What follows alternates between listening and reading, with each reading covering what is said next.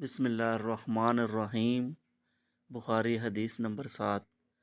ہرکل کے پاس ایلیا پہنچے جہاں ہرکل نے دربار طلب کیا تھا۔ اس کے گرد روم کے بڑے بڑے لوگ علماء، وزراء، امراء بیٹھے ہوئے تھے۔ ہرکل نے ان کو اور اپنے ترجمان کو بلوایا، پھر ان سے پوچھا کہ تم میں سے کون شخص مدعی رسالت کا زیادہ قریبی عزیز ہے؟ ابو سفیان کہتے ہیں کہ میں بول اٹھا کہ میں اس کا سب سے زیادہ قریبی رشتہ دار ہوں۔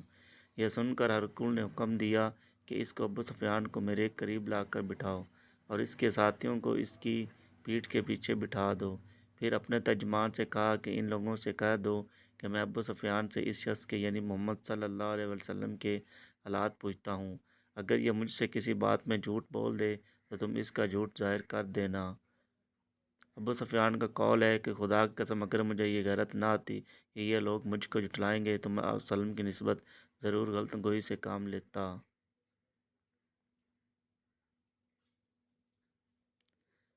خیر، پہلی بات جو ہرکل نے مجھ سے پوچھی وہ یہ کہ اس شخص کا خاندان تم لوگوں میں کیسا ہے؟ میں نے کہا وہ تو بڑے اونچے عالی نسب والے ہیں۔ کہنے لگا اس سے پہلے بھی کسی نے تم لوگوں میں ایسی بات کہی تھی؟ میں نے کہا نہیں۔ کہنے لگا اچھا اس کے بڑوں میں کوئی بادشاہ ہوا ہے؟ میں نے کہا نہیں۔ پھر اس نے کہا بڑے لوگوں نے اس کی پیروی اختیار کی ہے یا کمزوروں نے؟ میں نے کہا نہیں، کمزوروں نے۔ پھر کہنے لگا اس کے تابع دار روز بڑھتے جاتے ہیں یا کوئی ساتھی پھر بھی جاتا ہے؟ میں نے کہا نہیں۔ کہنے لگا کیا آپ نے اس دعویٰ نبوت سے پہلے کبھی کسی بھی موقع پر اس نے جھوٹ بولا ہے؟ میں نے کہا نہیں، اور اب ہماری اس سے صلح کی ایک مقررہ مدت ٹھہری ہوئی ہے، معلوم نہیں وہ اس میں کیا کرنے والا ہے۔ ابو سفیان کہتے ہیں میں اس بات کی سوا اور کوئی جھوٹ اس گفتگو میں شامل نہ کر سکا۔ ہرکل نے کہا کیا تمہاری اس سے کبھی لڑائی بھی ہوتی ہے؟ ہم نے کہا ہاں۔ بولا پھر تمہاری اور اس کی جنگ کا کیا حال ہوتا ہے؟ میں نے کہا لڑائی ڈول کی طرح ہے، کبھی وہ ہم سے میدان جنگ جیت لیتے ہیں اور کبھی ہم ان سے جیت لیتے ہیں۔ ہرکل نے پوچھا وہ تمہیں کس بات کا حکم دیتا ہے؟ میں نے کہا وہ کہتا ہے کہ صرف ایک اللہ ہی کی عبادت کرو، اس کا کسی کو شریک نہ بناؤ اور اپنے باپ دادا کی شرک کی باتیں چھوڑ دو، اور ہمیں نماز پڑھنے، سچ بولنے، پرہیزگاری اور صلح رحمی کا حکم دیتا ہے۔ یہ سب سن کر پھر ہرکل نے اپنے ترجمان سے کہا کہ ابو سفیان سے کہہ دے کہ میں نے تم سے اس کا نسب پوچھا تو تم نے کہا کہ وہ ہم میں عالی نسب ہے اور پیغمبر اپنی قوم میں عالی نسب ہی بھیجے جایا کرتے ہیں۔ میں نے تم سے پوچھا کہ دعویٰ نبوت کی یہ بات تمہارے اندر اس سے پہلے کسی اور نے بھی کہی تھی تو تم نے جواب دیا کہ نہیں۔ تب میں اپنے دل میں کہا کہ اگر یہ بات اس سے پہلے کسی نے کہی ہوتی تو میں سمجھتا کہ اس شخص نے بھی اسی بات کی تقلید کی ہے جو پہلے کہی جا چکی ہے۔ میں نے تم سے پوچھا کہ اس کے بڑوں میں کوئی بادشاہ بھی گزرا ہے؟ تم نے کہا کہ نہیں۔ تو میں نے دل میں کہا کہ ان کے بزرگوں میں کوئی بادشاہ ہوا ہوگا تو کہہ دوں گا کہ وہ شخص اس بہانہ اپنے آباء و اجداد کی بادشاہت اور ان کا ملک دوبارہ حاصل کرنا چاہتا ہے۔ اور میں نے تم سے پوچھا کہ اس بات کے کہنے یعنی پیغمبری کا دعویٰ کرنے سے پہلے تم نے کبھی اس کو دروغ گوئی کا الزام لگایا ہے؟ تم نے کہا کہ نہیں۔ تو میں نے سمجھ لیا کہ جو شخص آدمیوں کے ساتھ دروغ گوئی سے بچے وہ اللہ کے بارے میں کیسے جھوٹی بات کہہ سکتا ہے۔ اور میں نے تم سے پوچھا کہ بڑے لوگ اس کے پیرو ہوتے ہیں یا کمزور آدمی؟ تم نے کہا کمزوروں نے اس کی اتباع کی ہے، تو دراصل یہی لوگ پیغمبروں کے متبعین ہوتے ہیں۔ اور میں نے تم سے پوچھا کہ اس کے ساتھی بڑھ رہے ہیں یا کم ہو رہے ہیں؟ تم نے کہا کہ وہ بڑھ رہے ہیں، اور ایمان کی کیفیت یہی ہوتی ہے حتیٰ کہ وہ کامل ہو جاتا ہے۔ اور میں نے تم سے پوچھا کہ آیا کوئی شخص اس کے دین سے ناخوش ہو کر مرتد بھی ہو جاتا ہے؟ تم نے کہا نہیں۔ تو ایمان کی خاصیت بھی یہی ہے کہ جن کے دلوں میں اس کی مسرت رچ بس جائے وہ اس سے لوٹا نہیں کرتے۔ اور میں نے تم سے پوچھا کہ آیا وہ کبھی عہد شکنی کرتے ہیں؟ تم نے کہا نہیں۔ پیغمبروں کا یہی حال ہوتا ہے، وہ عہد کی خلاف ورزی نہیں کرتے۔ اور میں نے تم سے کہا کہ وہ تم سے کس چیز کے لیے کہتے ہیں؟ تم نے کہا کہ وہ ہمیں حکم دیتے ہیں کہ اللہ کی عبادت کرو، اس کے ساتھ کسی کو شریک نہ ٹھہراؤ، اور تمہیں بتوں کی پرستش سے روکتے ہیں، سچ بولنے اور پرہیزگاری کا حکم دیتے ہیں۔ لہذا اگر یہ باتیں جو تم کہہ رہے ہو سچ ہیں تو عنقریب وہ اس جگہ کا مالک ہو جائے گا کہ جہاں میرے یہ دونوں پاؤں ہیں۔ مجھے معلوم تھا کہ وہ پیغمبر آنے والا ہے، مگر مجھے یہ معلوم نہیں تھا کہ وہ تمہارے اندر ہوگا۔ اگر میں جانتا کہ اس تک پہنچ سکوں گا تو اس سے ملنے کے لیے ہر تکلیف گوارا کرتا۔ اگر میں اس کے پاس ہوتا تو اس کے پاؤں دھوتا، ہرقل نے رسول اللہ صلی اللہ علیہ وسلم کا وہ خط منگایا جو آپ نے دہیہ کلبی رضی اللہ عنہ کے ذریعے حاکم بصرہ کے پاس بھیجا تھا، اور اس نے وہ ہرقل کے پاس بھیج دیا تھا۔ پھر اس کو پڑھا تو اس میں لکھا تھا، اللہ کے نام کے ساتھ جو نہایت مہربان اور رحم والا ہے۔ اللہ کے بندے اور اس کے پیغمبر محمد صلی اللہ علیہ وسلم کی طرف سے یہ خط ہے شاہ روم کے لیے۔ اس شخص پر سلام ہو جو ہدایت کی پیروی کرے۔ اس کے بعد میں آپ کے سامنے دعوت اسلام پیش کرتا ہوں۔ اگر آپ اسلام لے آئیں گے تو دین و دنیا میں سلامتی نصیب ہوگی، اللہ آپ کو دوہرا ثواب دے گا، اور اگر آپ میری دعوت سے روگردانی کریں گے تو آپ کی رعایا کا گناہ بھی آپ ہی پر ہوگا۔ اور اے اہل کتاب، ایک ایسی بات پر آ جاؤ جو ہمارے اور تمہارے درمیان یکساں ہے، وہ یہ کہ ہم اللہ کے سوا کسی کی عبادت نہ کریں اور کسی کو اس کا شریک نہ ٹھہرائیں، اور نہ ہم میں سے کوئی کسی کو خدا کے سوا اپنا رب بنائے۔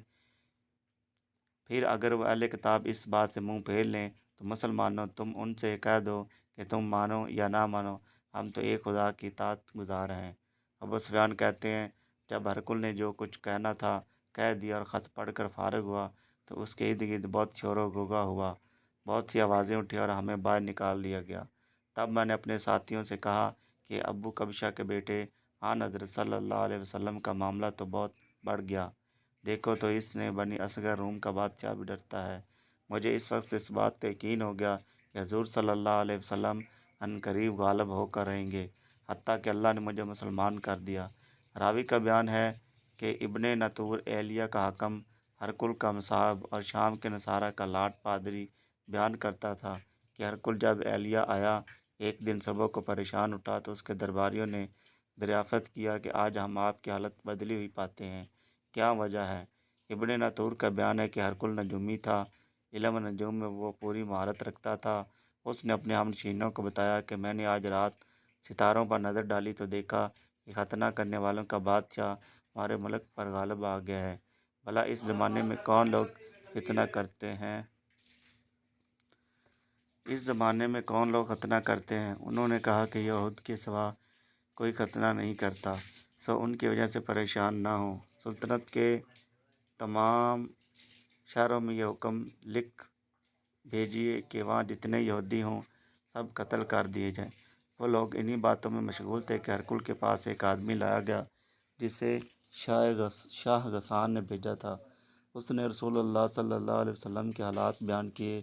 جب ہرقل نے سارے حالات سن لیے تو کہا کہ جا کر دیکھو وہ ختنہ کیے ہوئے ہیں یا نہیں۔ انہوں نے اسے دیکھا تو بتلایا کہ وہ ختنہ کیا ہوا ہے۔ ہرقل نے جب اس شخص سے عرب کے بارے میں پوچھا تو اس نے بتلایا کہ وہ ختنہ کرتے ہیں۔ تب ہرقل نے کہا کہ یہی محمد صلی اللہ علیہ وسلم اس امت کے بادشاہ ہیں جو پیدا ہو چکے ہیں۔ پھر اس نے اپنے ایک دوست کو رومیہ خط لکھا، اور وہ بھی علم نجوم میں ہرقل کی طرح ماہر تھا۔ پھر وہاں سے ہرقل حمص چلا گیا۔ ابھی حمص سے نکلا نہیں تھا کہ اس کے دوست کا خط اس کے جواب میں آ گیا۔ اس کی رائے بھی حضور صلی اللہ علیہ وسلم کے ظہور کے بارے میں ہرقل کے موافق تھی کہ محمد صلی اللہ علیہ وسلم واقعہ پیغمبر ہیں۔ اس کے بعد ہرقل نے روم کے بڑے آدمیوں کو اپنے حمص کے محل میں طلب کیا، اور اس کے حکم سے محل کے دروازے بند کر لیے گئے۔ پھر وہ اپنے خاص محل سے باہر آیا اور کہا، اے روم والو، کیا ہدایت اور کامیابی میں کچھ حصہ تمہارے لیے بھی ہے؟ اگر تم اپنی سلطنت کی بقا چاہتے ہو تو پھر اس نبی صلی اللہ علیہ وسلم کی بیعت کر لو اور مسلمان ہو جاؤ۔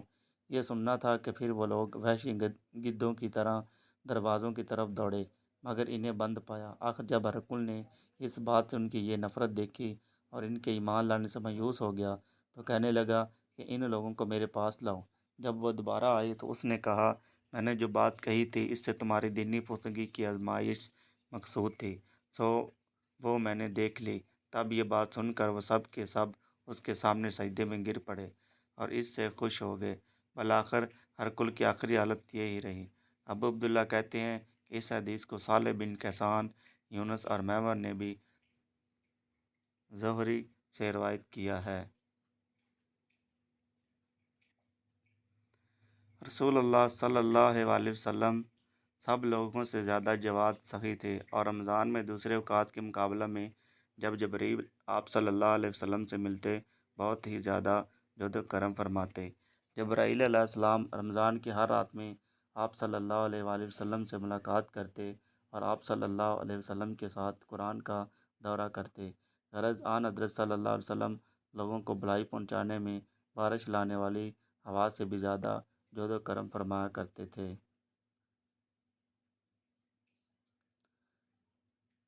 بخاری حدیث نمبر 5 وحی کے بارے میں۔ انہوں نے ابن عباس رضی اللہ عنہما سے کلام الہی لا تحرک الخ کی تفسیر کے سلسلہ میں سنا کہ رسول اللہ صلی اللہ علیہ وسلم نزول قرآن کے وقت بہت سختی محسوس فرمایا کرتے تھے، اور اس کی علامتوں میں سے ایک یہ تھی کہ یاد کرنے کے لیے آپ اپنے ہونٹوں کو ہلاتے تھے۔ ابن عباس رضی اللہ تعالیٰ عنہما نے کہا، میں اپنے ہونٹ ہلاتا ہوں جس طرح آپ ہلاتے تھے۔ سعید کہتے ہیں، میں بھی اپنے ہونٹ ہلاتا ہوں جس طرح ابن عباس رضی اللہ عنہما کو میں نے ہلاتے دیکھا۔ پھر انہوں نے اپنے ہونٹ ہلائے۔ ابن عباس رضی اللہ عنہ نے کہا، پھر یہ آیت اتری کہ اے محمد، قرآن کو جلد جلد یاد کرنے کے لیے اپنی زبان نہ ہلاؤ، اس کا جمع کر دینا اور پڑھا دینا ہمارا ذمہ ہے۔ حضرت ابن عباس رضی اللہ تعالیٰ عنہ کہتے ہیں، یعنی قرآن آپ صلی اللہ علیہ وسلم کے دل میں جما دینا اور پڑھا دینا ہمارے ذمہ ہے۔ پھر جب ہم پڑھ چکیں تو اس پڑھے ہوئے کی اتباع کرو۔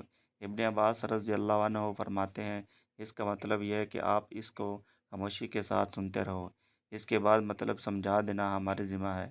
پھر یقیناً یہ ہماری ذمہ داری ہے کہ آپ اس کو پڑھو، یعنی اس کو محفوظ کر سکو۔ چنانچہ اس کے بعد جب آپ کے پاس حضرت جبرائیل علیہ السلام وحی لے کر آتے تو آپ صلی اللہ علیہ وسلم توجہ سے سنتے۔ جب وہ چلے جاتے تو رسول اللہ صلی اللہ علیہ وسلم اس وحی کو اسی طرح پڑھتے جس طرح حضرت جبرائیل علیہ السلام نے اسے پڑھا تھا۔ بخاری حدیث نمبر 3 نزول وحی کے بارے میں کہ جب حضور صلی اللہ علیہ وسلم پر وحی نازل ہوتی تھی تو اس کے بارے میں یہ حدیث ہے۔ آپ صلی اللہ علیہ وسلم نے وحی کے رک جانے کے زمانے کے حالات بیان فرماتے ہوئے کہا کہ ایک روز میں چلا جا رہا تھا کہ اچانک میں نے آسمان کی طرف ایک آواز سنی، اور میں نے اپنا سر آسمان کی طرف اٹھایا، کیا دیکھتا ہوں کہ وہی فرشتہ جو میرے پاس غار ہیرا میں آیا تھا وہ آسمان و زمین کے بیچ میں ایک کرسی پر بیٹھا ہوا ہے۔ میں اس سے ڈر گیا اور گھر آنے پر میں نے پھر کمبل اوڑھنے کی خواہش ظاہر کی۔ اس وقت اللہ پاک کی طرف سے یہ آیات نازل ہوئیں، اے لحاف اوڑھ کر لیٹنے والے، اٹھ کھڑا ہوا لوگوں کو عذاب الہی سے ڈرا، اور اپنے رب کی بڑائی بیان کر، اور اپنے کپڑوں کو پاک صاف رکھ اور گندگی سے دور رہ۔ اس کے بعد وہی تیزی کے ساتھ پے در پہ آنے لگی۔ اس حدیث کو یحییٰ بن بکیر کے علاوہ لیث بن سعد سے عبداللہ بن یوسف اور ابو صالح نے بھی روایت کیا ہے، اور عقیل کے علاوہ زہری سے حلال بن رواد نے بھی روایت کیا ہے۔ یونس اور معمر نے اپنی روایت میں لفظ فوادہ کی جگہ بوادرہ نقل کیا ہے۔ بخاری حدیث نمبر 3 ان وسلم پر وحی کا ابتدائی دور اچھے سچے پاکیزہ خوابوں سے شروع ہوا۔ آپ صلی اللہ علیہ وسلم خواب میں جو کچھ دیکھتے وہ صبح کی روشنی کی طرح صحیح اور سچا ثابت ہوتا۔ پھر من جانب قدرت آپ تنہائی پسند ہو گئے، اور آپ صلی اللہ علیہ وسلم نے غار حرا میں خلوت نشینی اختیار فرمائی، اور کئی کئی دن اور رات وہاں مسلسل عبادت اور یاد الہی و ذکر و فکر میں مشغول رہتے۔ جب تک گھر آنے کو دل نہ چاہتا تو توشہ ہمراہ لیے ہوئے وہاں رہتے۔ توشہ ختم ہونے پر ہی اہلیہ محترمہ حضرت خدیجہ رضی اللہ تعالیٰ عنہا کے پاس تشریف لاتے، اور کچھ توشہ ہمراہ لے کر پھر وہاں جا کر خلوت گزیں ہو جاتے۔ یہی طریقہ جاری رہا یہاں تک کہ آپ پر حق منکشف ہو گیا اور آپ غار حرا ہی میں قیام پذیر تھے کہ اچانک حضرت جبرائیل علیہ السلام آپ کے پاس حاضر ہوئے اور کہنے لگے، اے محمد پڑھو۔ آپ فرماتے ہیں کہ میں نے کہا، میں پڑھنا نہیں جانتا۔ آپ صلی اللہ علیہ وسلم فرماتے ہیں، فرشتے نے مجھے پکڑ کر اتنے زور سے بھینچا کہ میری طاقت جواب دے گئی، پھر مجھے چھوڑ کر کہا کہ پڑھو۔ میں نے پھر وہی جواب دیا کہ میں پڑھا ہوا نہیں ہوں۔ اس فرشتے نے مجھ کو نہایت ہی زور سے بھینچا کہ مجھ کو سخت تکلیف محسوس ہوئی۔ پھر اس نے کہا کہ پڑھ۔ میں نے کہا، میں پڑھا ہوا نہیں ہوں۔ فرشتے نے تیسری بار مجھ کو پکڑا اور تیسری مرتبہ پھر مجھ کو بھینچا، پھر مجھے چھوڑ دیا اور کہنے لگا کہ پڑھو، اپنے رب کے نام کی مدد سے جس نے پیدا کیا اور انسان کو خون کی پھٹکی سے بنایا، پڑھو، اور آپ کا رب بہت ہی مہربانیاں کرنے والا ہے۔ بس یہی آیتیں آپ حضرت جبرائیل علیہ السلام سے سن کر اس حال میں غار حرا سے واپس ہوئے کہ آپ کا دل اس انوکھے واقعے سے کانپ رہا تھا۔ آپ حضرت خدیجہ رضی اللہ تعالیٰ عنہ کے ہاں تشریف لائے اور فرمایا کہ مجھے کمبل اڑا دو، مجھے کمبل اڑا دو۔ لوگوں نے آپ کو کمبل اڑا دیا۔ جب آپ کا ڈر جاتا رہا تو آپ نے اپنی زوجہ محترمہ خدیجہ رضی اللہ تعالیٰ عنہ کو تفصیل کے ساتھ یہ واقعہ سنایا اور فرمانے لگے کہ مجھ کو اب اپنی جان کا خوف ہو گیا ہے۔ آپ کی اہلیہ محترمہ حضرت خدیجہ رضی اللہ تعالیٰ عنہ نے آپ کی ڈھارس بندھائی اور کہا کہ آپ کا خیال صحیح نہیں ہے، خدا کی قسم آپ کو اللہ کبھی رسوا نہیں کرے گا۔ آپ تو اخلاق فاضلہ کے مالک ہیں، آپ تو کنبہ پرور ہیں، یہ قصوں کا بوجھ اپنے سر پر رکھ لیتے ہیں، مفلسوں کے لیے آپ کماتے ہیں، مہمان نوازی میں آپ بے مثال ہیں اور مشکل وقت میں آپ امر حق کا ساتھ دیتے ہیں۔ ایسے صاف ہنسنا والا انسان یوں بے وقت ذلت و خواری کی موت نہیں پا سکتا۔ پھر مزید تسلی کے لیے حضرت خدیجہ رضی اللہ تعالیٰ عنہ نے آپ صلی اللہ علیہ وسلم کو ورقہ بن نوفل کے پاس لے گئیں، جو ان کے چچا زاد بھائی تھے اور زمانہ جاہلیت میں نصرانی مذہب اختیار کر چکے تھے اور عبرانی زبان کے کاتب تھے۔ چنانچہ انجیل کو بھی حسبہ منشاء خداوندی عبرانی زبان میں لکھا کرتے تھے۔ انجیل سریانی زبان میں نازل ہوئی تھی، پھر اس کا ترجمہ عبرانی زبان میں ہوا۔ ورقہ اسی کو لکھتے تھے۔ وہ بہت بوڑھے ہو گئے تھے، یہاں تک کہ ان کی بینائی بھی رخصت ہو چکی تھی۔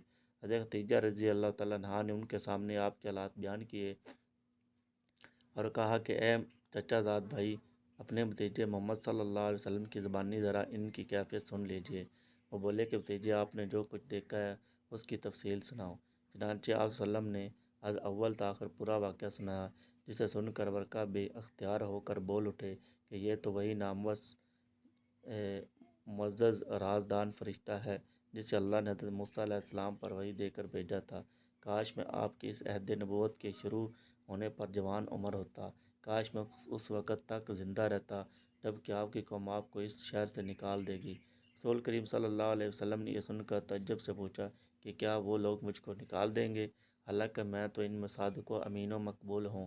ورقہ بولا، ہاں یہ سب کچھ سچ ہے، مگر جو شخص بھی آپ کی طرح امر حق لے کر آیا، لوگ اس کے دشمن ہی ہو گئے ہیں۔